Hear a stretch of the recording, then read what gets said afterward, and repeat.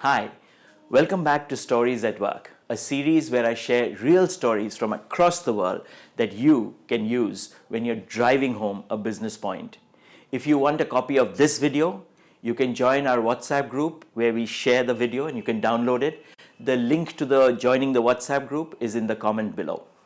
Now our website www.storyworks.in already has over 100 stories and we're adding one every week.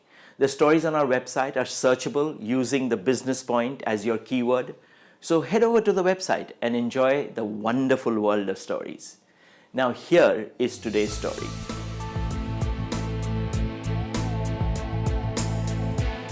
This story is from the book Messengers.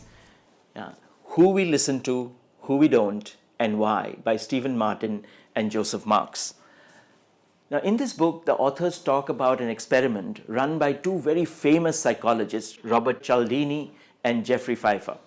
Now, Robert Cialdini is best known for his book on persuasion and marketing called Influence, The Psychology of Persuasion. Perhaps many of you might have read the book. Now, if you read that book and loved the book, then you should also read Persuasion. Persuasion, a revolutionary way to influence and persuade.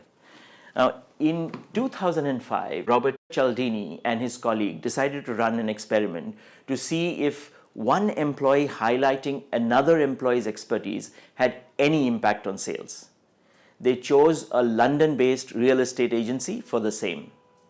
It was a very simple experiment design. They studied the inbound sales process and measured the revenue that process was currently giving the real estate firm. Now, the handling of the inbound inquiries, largely telephone, was fairly routine and hardly ever varied. When a prospective client called the firm about either renting, buying, or selling a property, the first contact they had was with the receptionist of the firm because they called in.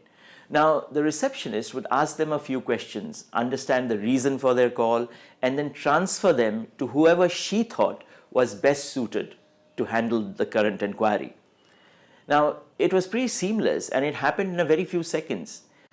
And a receptionist would never mention the reason why she was transferring the call to a specific colleague.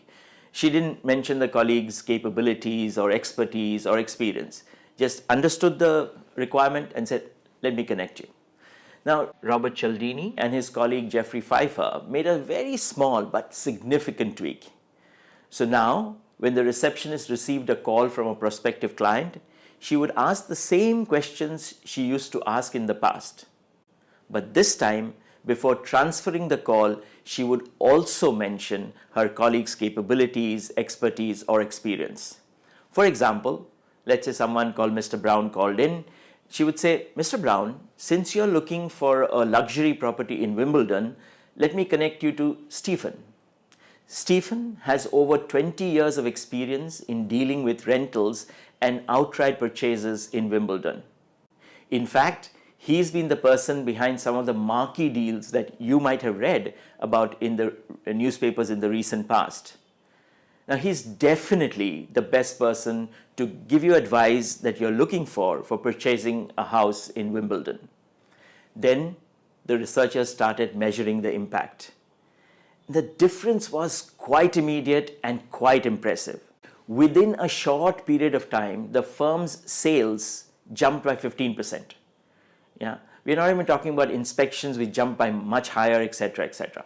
Now, any of you dealing with high value sales in any industry would know that 15% is a very significant increase for just that little tweak. That is the power of recommendation. Now, in our story-powered sales program designed for salespeople in the B2B industries, we call it the key staff story. A story about something that the key salesperson has done and how that experience shows why he's the best person for your job. Now, potential customers don't merely buy your product and your service. They buy an outcome and they rely on the expertise of your company to make sure that you get the desired outcome. However, expertise doesn't mean the skill of a very formless entity called the company. Expertise means the skill of specific individuals in your company, and hence the more you make their skills concrete in the mind of the customer, the more you set them up for success. Yeah. And you can best do it by telling stories about the achievement of your colleague and not by claiming or asserting that he possesses that skill. Now, stories allow the listener to come to the conclusion you want them to make, and that is a more powerful way than, let's say, pushing credentials or claiming expertise. This experiment is a fantastic demonstration of the power of stories as well. I hope you enjoyed listening to this story. And if you did, do share it with your friends and subscribe to our channel.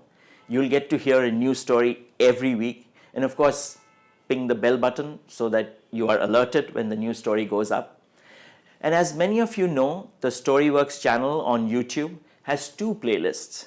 The Story Bank playlist, which already has over 50 stories, contains stories like this.